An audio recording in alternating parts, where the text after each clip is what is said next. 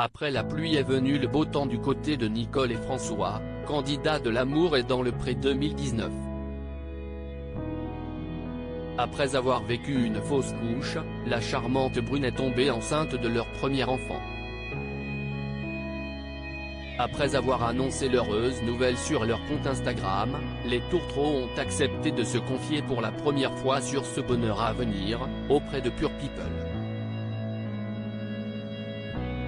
Comment vous êtes-vous senti en découvrant le test positif de Nicole? J'avais des doutes comme j'avais du retard. J'étais contente et en même temps étonnée.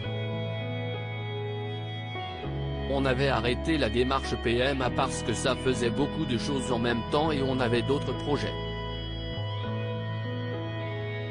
On a eu notre première visite mais vers la fin de l'année on a un peu laissé ça de côté. Au final, on a eu notre bébé naturellement. Je pense que si est le fait qu'on ait relâché la pression. Si est un bébé surprise. Comment avez-vous annoncé la bonne nouvelle au futur papa? Ce n'était franchement pas glamour, rire. J'ai envoyé un message disant je suis enceinte sur Messenger.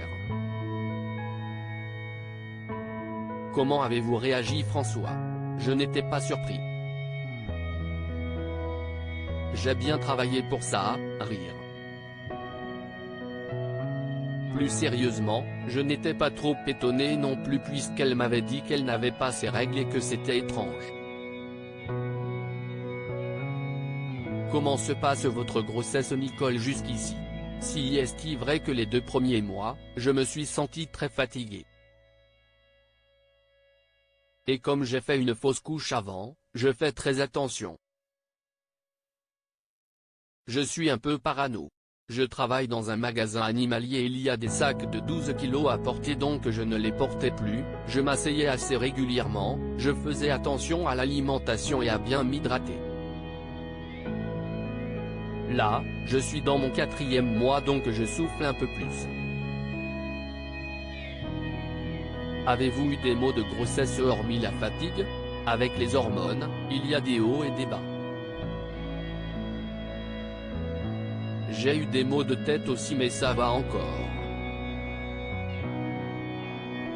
Pas de nausées ou autre chose.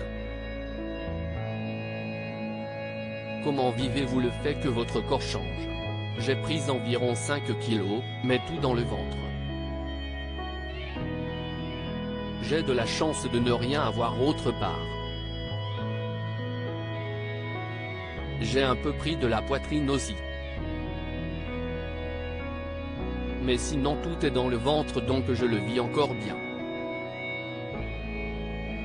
Avez-vous des craintes? Nicole, non pas forcément.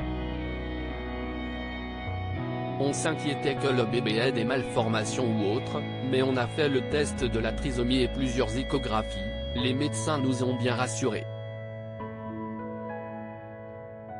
On nous a dit qu'il se portait bien et qu'il n'avait aucun souci de santé. Que c'était un petit bonhomme plein de vie. Avez-vous déjà des idées de prénoms? François. Jean-Eudes. Nicole, non. Rire. Il veut l'appeler Jean-Eudes mais moi je n'aime pas. De temps en temps on réfléchit, on se donne des idées. Mais si est-il difficile de se mettre d'accord? On continue à chercher. François, si on ne trouve pas, on l'appellera pas de nom. Comment avez-vous réussi à vous relever après avoir vécu cette fausse couche? Nicole, ça a été très compliqué pendant plusieurs mois. Avoir un super entourage est très important. Il y a eu ma sœur notamment qui a su trouver les mots, car elle avait fait 2 fausses couches avant d'avoir ses filles. Elle m'a rassuré en me disant que c'était des choses qui arrivaient. Qu'il ne fallait pas rester bloqué dessus et remonter la pente même si c'était difficile. Ça s'est passé juste avant le confinement donc je n'ai pas pu aller les voir mais j'étais aussi en contact avec une association qui s'appelle l'Espérance, en Vendée. François, je pense que ça a été plus difficile pour elle que pour moi, car si c'est elle qui portait le bébé. Je n'ai tellement vu que j'arrive à gérer pas mal de choses. Après si c'est sûr que ça m'a touché. Et de voir Nicole triste, aussi. J'ai essayé de la soutenir comme je pouvais. J'ai fait de mon mieux. Contenu exclusif ne pouvant être repris sans la mention de Pure People. Comme